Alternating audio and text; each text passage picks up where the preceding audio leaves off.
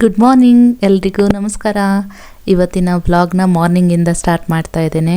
ಬೆಳಿಗ್ಗೆ ಎದ್ಬಿಟ್ಟು ನನ್ನ ರೊಟೀನೆಲ್ಲ ಮುಗಿಸ್ಕೊಂಡು ಸೂರ್ಯನ ನೋಡ್ತಾ ನನ್ನ ಹಕ್ಕಿ ಗೂಡುಗಳನ್ನು ನೋಡ್ತಾ ಇದ್ದರೆ ಮನಸ್ಸಿಗೆ ತುಂಬ ಸಂತೋಷ ಕೊಡುತ್ತೆ.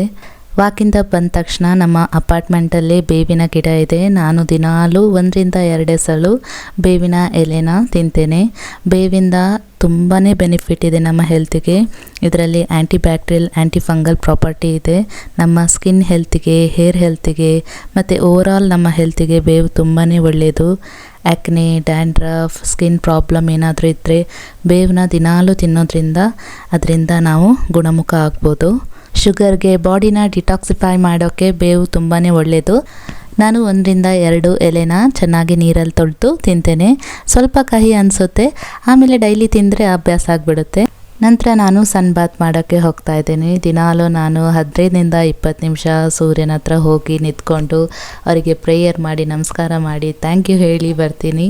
ಈಗ ಪೊಲ್ಯೂಷನ್ ಎಲ್ಲ ಇರೋದ್ರಿಂದ ವಿಟಮಿನ್ ಡಿ ನಮ್ಮ ದೇಹಕ್ಕೆ ಸಿಗೋದು ತುಂಬಾ ಕಮ್ಮಿ ಆಗಿಬಿಟ್ಟಿದೆ. ನಾವಾಗೇ ಹೋಗಿ ಸೂರ್ಯನ ಅಡಿಯಲ್ಲಿ ನಿಲ್ಲೇಬೇಕು. ಸೊ ಹಾಗಾಗಿ ದಿನಾಲೂ 15-20 ನಿಮಿಷ ಸನ್ ಹತ್ರ ಹೋಗಿ ನಿಂತ್ಕೊಂಡ್ರೆ ನಮ್ಮ ಬಾಡಿಗೆ ಬೇಕಾಗಿರೋ ಡಿ ಸಿಗುತ್ತೆ. ಡಿಯಿಂದ ನಮ್ಮ ಮೂಳೆ ಎಲ್ಲ ಸ್ಟ್ರಾಂಗ್ ಆಗುತ್ತೆ. DNA ಎಲ್ಲ ಡ್ಯಾಮೇಜ್ ಇದ್ದರೆ ರಿಪೇರ್ ಮಾಡಿಕೊಳ್ಳುತ್ತೆ ಬಾಡಿ. ಸೊ ಹಾಗಾಗಿ ವಿಟಮಿನ್ ಡಿ ತುಂಬಾ ಇಂಪಾರ್ಟೆಂಟು. ಡೈಲಿ ನಾನು ಹೋಗಿ ಒಂದು 15-20 ನಿಮಿಷ ಸನ್ ಬೇತ್ ಮಾಡ್ಕೊಂಡು ಬರ್ತೀನಿ. ಅದಾದ ನಂತರ ಈ ಪಾರಿವಾಳಕ್ಕೆಲ್ಲ ಒಂದು ಸ್ವಲ್ಪ ಕಾಳನ್ನು ಹಾಕಿ ನಾನು ಡಿಟಾಕ್ಸ್ ಡ್ರಿಂಕ್ನ ಮಾಡ್ಕೊಳಕ್ಕೆ ಬಂದೆ. ನಾನಿವತ್ತು ಬೀಟ್ರೂಟ್ ಮತ್ತು ಕ್ಯಾರೆಟ್ ಹಾಕಿ ಡಿಟಾಕ್ಸ್ ಡ್ರಿಂಕ್ನ ಮಾಡ್ಕೊಳ್ತಾ ಇದ್ದೇನೆ. ಕೆಲವರೆಲ್ಲ ಹಾಗೆ ಫ್ರೆಶ್ ಕ್ಯಾರೆಟ್ ಬೀಟ್ರೂಟ್ ಜ್ಯೂಸ್ ಮಾಡ್ಕೊಂಡು ಕುಡಿತಾರೆ. ನನಗೆ ಹಾಗೆ ಒಳ್ಳೆಯದಾಗಲ್ಲ. ನಾನು ಅದನ್ನು ಸ್ವಲ್ಪ ಬೇಯಿಸಿ ಆಮೇಲೆ ಜ್ಯೂಸ್ ಮಾಡ್ಕೊಂಡು ಕುಡಿತೇನೆ. ಇದರಿಂದ ಡೈಜೆಷನ್ ಇಶ್ಯೂ ಎಲ್ಲ ಆಗೋಲ್ಲ. ಡೈರೆಕ್ಟಾಗಿ ಕುಡಿದ್ರೆ ಸ್ವಲ್ಪ ಡೈಜೆಷನ್ ಇಶ್ಯೂ ಎಲ್ಲ ಆಗೋ ಚಾನ್ಸ್ ಇರುತ್ತೆ. ನಾನು ಸ್ವಲ್ಪ ನೀರು ಹಾಕಿ ಅದನ್ನು ಫಸ್ಟಿಗೆ ಸ್ವಲ್ಪ ನೆನೆಸಿಡ್ತೇನೆ.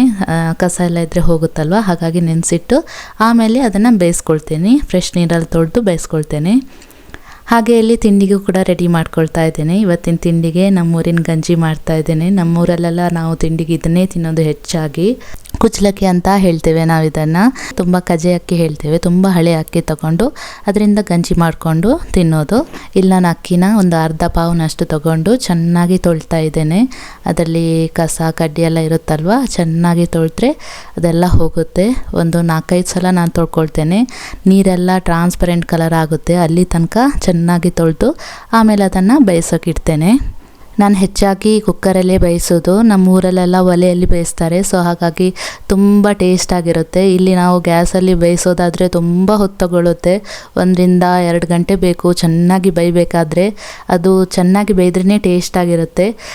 ಅಕ್ಕಿ ಥರ ಇದ್ದರೆ ಅಷ್ಟೊಂದು ಟೇಸ್ಟ್ ಆಗಿರಲ್ಲ. ಸೊ ಹಾಗಾಗಿ ಕುಕ್ಕರಲ್ಲಿ ನಾನು ಫಸ್ಟಿಗೆ ಒಂದು 10 ವಿಸಿಲ್ ತಗೊಳ್ತೇನೆ. ಅದಾದ ನಂತರ ನೆಕ್ಸ್ಟು ಒಂದು 5 ವಿಸಿಲ್ ತೆಗೆದ್ರೆ ಚೆನ್ನಾಗಿ ಬೆಂದ್ಬಿಡುತ್ತೆ. ನಮ್ಮ ಉಡುಪಿ ಆಚೆ ಎಲ್ಲ ಹೇಗೆ ಅಂದರೆ ಬೆಳಗ್ಗೆ ತಿಂಡಿ ಅಂತ ಕೇಳಿದರೆ ಗಂಜಿ ಅಂತ ಹೇಳ್ತಾರೆ. ಗಂಜಿ ಅಥವಾ ನೀರು ದೋಸೆ ಮತ್ತು ಗಂಜಿ. ನಮ್ಮ ಫ್ರೆಂಡ್ಸ್ ಎಲ್ಲ ಎಂಥ ತಿಂಡಿ ಅಂತ ಕೇಳಿದರೆ ನಾವೆಲ್ಲ ಇದನ್ನೇ ಹೇಳ್ತಾ ಇದ್ವಿ. ಸೊ ಬೆಳಿಗ್ಗೆ ಅಷ್ಟು ಫೇಮಸ್ ಇದು ಅಲ್ಲೆಲ್ಲ. ಬೆಳಿಗ್ಗೆ ತಿಂಡಿಗೆ ಇದನ್ನೇ ತಿನ್ನೋದು. ಮತ್ತು ಮಧ್ಯಾಹ್ನ ಕೂಡ ನಾವು ಇದನ್ನೇ ತಿನ್ನೋದು. ವೈಟ್ ರೈಸ್ ತಿನ್ನೋದು ಕಮ್ಮಿ ತುಂಬ. ಈ ರೈಡ್ ರೈಸ್ನೇ ತಿಳಿಯನ್ನು ಬಗ್ಸಿ ನಾವು ಅದನ್ನೇ ರೈಸ್ ಥರ ತಿಂತೇವೆ. ಇಲ್ಲಿ ನಾನು ಕ್ಯಾರೆಟ್ ಮತ್ತು ಬೀಟ್ರೂಟ್ನ ಕಟ್ ಮಾಡಿಕೊಂಡು ಅದನ್ನು ಬೇಯಿಸ್ಲಿಕ್ಕೆ ಇಡ್ತಾ ಇದ್ದೀನಿ. ಹೀಗೆ ದಿನಾಲೂ ಒಂದೊಂದು ಡಿಟಾಕ್ಸಿಫೈಯಿಂಗ್ ಡ್ರಿಂಕ್ನ ಕುಡಿತೇನೆ. ಒಂದಿನ ಇದು, ಇನ್ನೊಂದು ದಿನ ಆಮ್ಲ ಜ್ಯೂಸು, ಇನ್ನೊಂದು ದಿನ ಸೋರೆಕಾಯಿ ಜ್ಯೂಸು, ಬೂದ್ಕುಂಬಳಕಾಯಿ ಜ್ಯೂಸು, ಹೀಗೆ ಒಂದೊಂದು ದಿನ ಒಂದೊಂದನ್ನು ಕುಡಿತೀನಿ. ಎಲ್ಲ ಡೈಲಿ ಒಂದೇ ರೀತಿ ತಿನ್ನೋದಿಲ್ಲ, ತುಂಬ ಕಮ್ಮಿ. ಒಂದೇ ರೀತಿಯ ಜ್ಯೂಸೆಲ್ಲ ಕುಡಿಯೋದಿಲ್ಲ. ಎಲ್ಲದರದ್ದು ಬೆನಿಫಿಟ್ ಸಿಗಬೇಕಲ್ವ, ಹಾಗಾಗಿ ಡೈಲಿ ಒಂದೊಂದು ಮಾಡ್ತಾ ತಿನ್ನೋದು, ಕುಡಿಯೋದು. ಬೀಟ್ರೂಟ್ ಕ್ಯಾರೆಟ್ ಜ್ಯೂಸು ನಮ್ಮ ಬಾಡಿಗೆ ತುಂಬಾ ಒಳ್ಳೆಯದು. ಕ್ಯಾರೆಟಲ್ಲಿ ವಿಟಮಿನ್ ಎ, ಸಿ, ಪೊಟ್ಯಾಷಿಯಮ್ ಎಲ್ಲ ತುಂಬ ಇದೆ. ಮತ್ತು ಬೀಟ್ರೂಟಲ್ಲಿ ಐರನ್ ಹೇರಳವಾಗಿದೆ. ಸೊ ರಕ್ತ ಎಲ್ಲ ಕಮ್ಮಿ ಇದ್ದರೆ ಇದನ್ನು ಡೈಲಿ ಕುಡಿಯೋದ್ರಿಂದ ತುಂಬಾ ಒಳ್ಳೆಯದು. ಇದು ಕ್ಯಾರೆಟ್ ಮತ್ತು ಬೀಟ್ರೂಟ್ ಜ್ಯೂಸನ್ನ ಬೇಯಲಿಕ್ಕೆ ಇಟ್ಟು ಬಂದೆ. ಹಾಗೆಯೇ ಬೀಟ್ರೂಟ್ ಕ್ಯಾರೆಟ್ ಜ್ಯೂಸನ್ನ ಕೆಲವರು ಮಾಡಿ ಕುಡಿತಾರೆ. ನನಗೆ ಅಷ್ಟೊಂದು ಇಷ್ಟ ಆಗೋದಿಲ್ಲ. ಅದು ಕುಡಿಲಿಕ್ಕೆ ಒಂದಿನ ಕುಡಿಬೋದು ಹಾಗೆಯೇ, ಮತ್ತು 2ನೇ ದಿನ ಎಲ್ಲ ಕುಡಿಲಿಕ್ಕೆ ಒಂಥರ ಆಗುತ್ತೆ. ಮತ್ತು ಕೆಲವರು ಸೋಸಿ ಎಲ್ಲ ಕುಡಿತಾರೆ. ಸೋಸಿ ಕುಡಿದ್ರೆ ಅದರದ್ದು ಸತ್ವ ಎಲ್ಲ ಅದರಲ್ಲೇ ಹೋಗಿಬಿಡುತ್ತೆ. ಸೊ ಹಾಗಾಗಿ ನಾನು ಹೀಗೆ ಚೆಂದ ಮಾಡಿ ಬೇಯಿಸಿ ಕುಡಿದ್ರೆ ಅದು ಟೇಸ್ಟ್ ಕೂಡ ಇರುತ್ತೆ ಮತ್ತು ಸತ್ವ ಎಲ್ಲ ನಮ್ಮ ಬಾಡಿಗೆ ಸಿಗುತ್ತೆ. ಹಾಗೆಯೇ ಸ್ವಲ್ಪ ಪೇಪರ್ ಓದಿದೆ. ಅದರಲ್ಲಿ ನನಗೆ ಮುಂಜಾನೆ ಮಾತು ಎಲ್ಲ ಓದಲಿಕ್ಕೆ ತುಂಬ ಖುಷಿ ಆಗ್ತದೆ. ಸ್ವಲ್ಪ ಮುಖ್ಯಾಂಶ ಎಲ್ಲ ನೋಡಿ ಎಂತ ಆಗ್ತಾ ಉಂಟಂತೆಲ್ಲ ಸ್ವಲ್ಪ ಓದಿ ಆಮೇಲೆ ನಾನು ಫ್ರೆಶ್ ಆಗಿ ದೇವ್ರಿಗೆ ನಮಸ್ಕಾರ ಮಾಡಲಿಕ್ಕೆ ಬಂದೆ. ನನ್ನ ನಿತ್ಯದ ಕೆಲವು ಸ್ತೋತ್ರ ಎಲ್ಲ ಓದಿ ಈಗ ನಾನು ಧೂಪನ ಹಚ್ತಾ ಇದ್ದೇನೆ. ನಾನು ಧೂಪನ ಹೊರಗಡೆಯಿಂದ ತರೋದಿಲ್ಲ, ಮನೆಯಲ್ಲೇ ಮಾಡ್ಕೊಳ್ಳೋದು. ಈಗ ದೇವ್ರ ಪೂಜೆಗೆ ಹೂ ಇಟ್ಟಿರ್ತೇವಲ್ಲ, ಅದು ಬಾಡಿದ ನಂತರ ಬಿಸಾಕೋ ಬದಲು ನಾನು ಅದರಿಂದ ಧೂಪ ಮಾಡಿಕೊಂಡು ಅದನ್ನು ಯೂಸ್ ಮಾಡ್ತೇನೆ.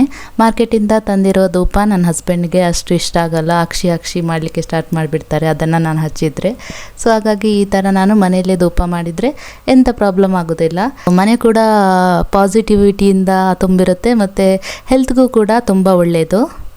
ಮನೆಯಲ್ಲೇ ಧೂಪ ಮಾಡಲಿಕ್ಕೆ ಸ್ವಲ್ಪ ಟೈಮ್ ಮತ್ತು ನಮ್ಮ ಎಫರ್ಟ್ ಬೇಕಾಗುತ್ತೆ. ಸ್ವಲ್ಪ ನಾವು ಪೇಷನ್ಸಿಂದ ಕಾದು ಧೂಪನ ಚೆಂದ ಮಾಡಿ ಮಾಡಿಕೊಂಡ್ರೆ ಧೂಪ ಹಚ್ಚುವಾಗ ಮನಸ್ಸಿಗೆ ತುಂಬಾ ಖುಷಿ ಅನಿಸುತ್ತೆ. ಧೂಪ ಹಚ್ಚಿ ಧೂಪದ ಹೊಗೆನ ಮನೆಗೆಲ್ಲ ಹರಡ್ತಾ ಹೋದರೆ ಪಾಸಿಟಿವಿಟಿ ನಮ್ಮದಾಗುತ್ತೆ. ನಮ್ಮ ಮನೆಗೂ ಕೂಡ ನಮ್ಮ ಮನಸ್ಸಿಗೂ ಕೂಡ ತುಂಬ ಕಾಮ್ನೆಸ್ ಸಿಗುತ್ತೆ. ಈ ಅನುಭವನ ನೀವೇ ಅನುಭವಿಸಿ ನೋಡಬೇಕು. ನಾನು ಬಾಯಿಂದ ಹೇಳಿದರೆ ಅಷ್ಟು ಸಿಗೋದಿಲ್ಲ.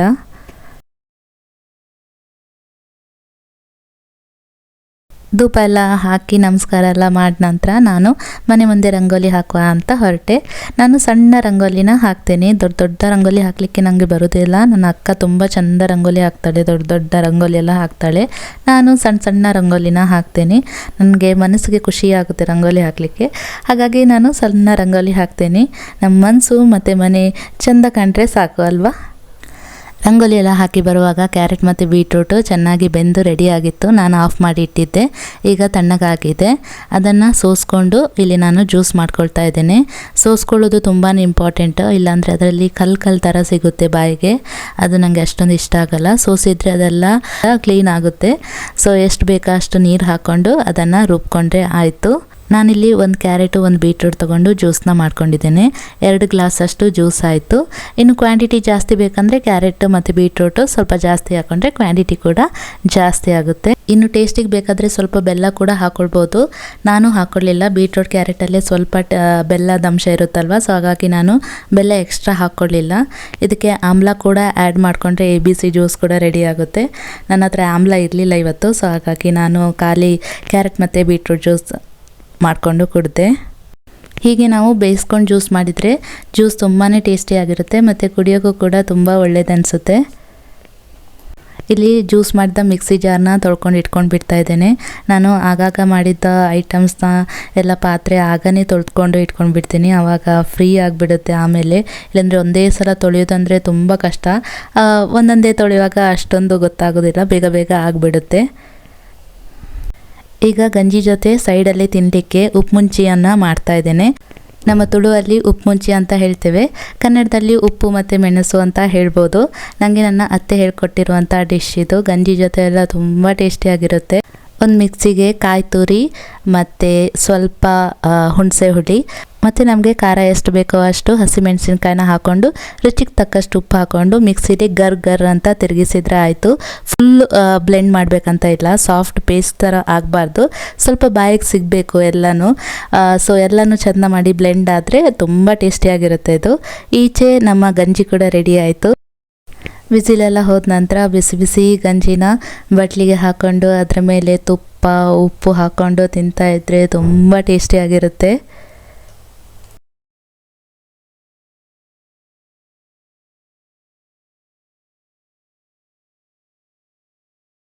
ಬಾಯಿ ರುಚಿ ಇಲ್ಲ ಅಂದರೆ ಅಥವಾ ಜ್ವರ ಬರ್ತಾಯಿದ್ರೆ, ಹುಷಾರಿಲ್ಲ ಅಂತ ಇದ್ದರೆ, ಬಾಯೆಲ್ಲ ಸಪ್ಪೆ ಅಂತ ಅನ್ನಿಸ್ತಾ ಇದ್ದರೆ ನಮ್ಮೂರಾಚೆ ಎಲ್ಲ ಗಂಜಿ ಮತ್ತು ಈ ಲಿಂಬೆಹಣ್ಣಿನ ಉಪ್ಪಿನಕಾಯಿನ ನಾವು ಹಾಕ್ಕೊಂಡು ತಿಂತೇವೆ.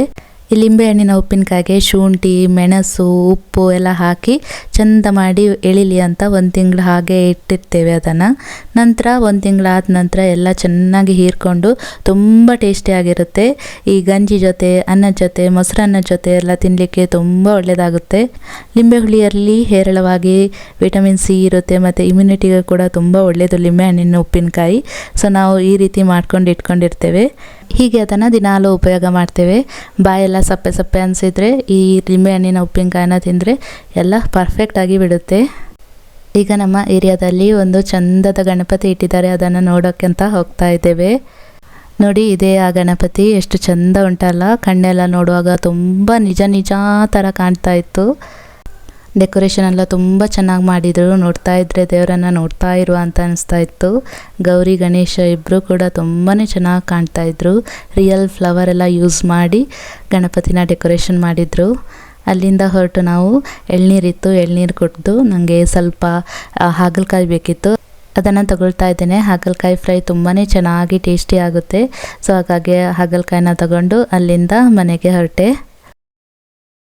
ಮನೆಗೆ ಬಂದು ಕೈಕಾಲು ಮುಖ ಎಲ್ಲ ತೊಳ್ಕೊಂಡು ಒಂದು ಭಗವದ್ಗೀತೆಯ ಅಧ್ಯಾಯವನ್ನು ಓದಿದೆ. ನೀನು ಮಾಡತಕ್ಕದ್ದೆಂದು ಗೊತ್ತಾಗಿರುವ ಕೆಲಸವನ್ನು ಮಾಡು, ಏನು ಮಾಡದೇ ಇರುವುದಕ್ಕಿಂತ ಮಾಡುವುದು ಮೇಲು. ನೀನು ಯಾವ ಕರ್ಮವನ್ನು ಮಾಡದೇ ಇದ್ದರೆ ಬದುಕಿರುವುದೇ ಆಗಲಾರದು. ಎಷ್ಟು ಅರ್ಥಪೂರ್ಣವಾದ ಮಾತು ಅಲ್ವಾ. ನಂತರ ನಾನಿಲ್ಲಿ ಮಂಡಲ ಆರ್ಟ್ಗೆ ಪೇಂಟಿಂಗ್ನ ಮಾಡ್ತಾ ಇದ್ದೀನಿ. ನನಗೆ ಎಂತಾದರೂ ಮಾಡ್ತಾ ಇರಬೇಕು, ಸುಮ್ಮನೆ ಕೂತ್ಕೊಳ್ಳಿಕ್ಕೆ ಆಗೋದಿಲ್ಲ. ಅದರಲ್ಲೂ ಈ ಆರ್ಟ್ ಕ್ರಾಫ್ಟ್ ಅಂದರೆ ಎಲ್ಲ ನನಗೆ ತುಂಬ ಇಷ್ಟ. ಸೊ ಹಾಗಾಗಿ ನಾನಿದು ಪೇಂಟ್ ಮಾಡ್ತಾ ಇದ್ದೇನೆ. ಇದು ಅಡಲ್ಟ್ ಪೇಂಟಿಂಗ್. ಇದು ಮಾಡೋದ್ರಿಂದ ಮನಸ್ಸು ಕಾಮ್ ಆಗುತ್ತೆ. ನಾವು ಡೈಲಿ ಜಂಜಾಟದ ಕೆಲಸದಲ್ಲಿರ್ತೇವಲ್ಲ, ನಮಗೆ ಅಂತ ಟೈಮ್ ತಗೊಂಡು ನಾವು ಈ ಥರ ಮಾಡಿದರೆ ತುಂಬ ಮನಸ್ಸು ಹಗುರ ಅನಿಸುತ್ತೆ. ಸೊ ಈ ಥರ ನನಗೆ ಯಾವ ಕಲರ್ ಇಷ್ಟ ಆಗುತ್ತೋ ಆ ಕಲರ್ನ ಆ ಟೈಮ್ಗೆ ಕೊಡ್ತಾ ಇರ್ತೇನೆ. ಮನಸ್ಸಿಗೆ ಹಾಯ್ ಅನಿಸುತ್ತೆ. ಮಧ್ಯದಲ್ಲಿ ನಾನು ಸಣ್ಣ ಸಣ್ಣ ಕವಿತೆ ಕವನ ಎಲ್ಲ ಬರಿತಾ ಇರ್ತೀನಿ. ನನಗೆ ತುಂಬ ಇಷ್ಟ ಆಗುತ್ತೆ. ಇವತ್ತು ನಾನು ಹಾಗೇನೆ ಒಂದು ಕವನನ ನಿಮ್ಮ ಜೊತೆ ಶೇರ್ ಮಾಡ್ತೀನಿ. ನಾನೊಂದು ಪುಟ್ಟ ಕವಿತೆ ಬರೆದಿದ್ದೀನಿ, ಅದನ್ನು ಓದಿ ಹೇಳ್ತೇನೆ, ಹೇಗಿದೆ ಅಂತ ಹೇಳಿ ಆಯಿತಾ. ಜೀವನ ಇದು ಜೀವನ, ಶೂನ್ಯವಲ್ಲ ಓ ಮಾನವ. ಅರಿತು ಬಾಳು ನೀ ಧೈರ್ಯದಿ, ಮುಂದೊಂದು ದಿನ ನೀ ಗೆಲ್ಲುವೆ. ಸುಖವಿದೆ ದುಃಖವಿದೆ, ಯಾವುದೂ ಅಲ್ಲ ಇಲ್ಲಿ ಶಾಶ್ವತ. ನಿನ್ನಲ್ಲಿರುವ ಸ್ಥೈರ್ಯವ ಹೊತ್ತು ನಡೆ ನೀ ಮೆಲ್ಲಗೆ, ಮುಂದೊಂದು ದಿನ ನೀ ಗೆಲ್ಲುವೆ. ಫಲಕ್ಕೆ ಪರಿಶ್ರಮವೇ ಉತ್ತರ ಇಲ್ಲಿ, ಎಲ್ಲ ಅಲೆ ಮೀರಿ ನಡೆ ನೀ ಅಲ್ಲಿ. ದಡ ಸೇರುವ ವಿಶ್ವಾಸದಿ ಹಾಕು ನೀ ಹೆಜ್ಜೆಯ, ಮುಂದೊಂದು ದಿನ ನೀ ಗೆಲ್ಲುವೆ. ಹೇಗಿತ್ತು ಅಂತ ತಿಳಿಸಿ ಆಯಿತಾ.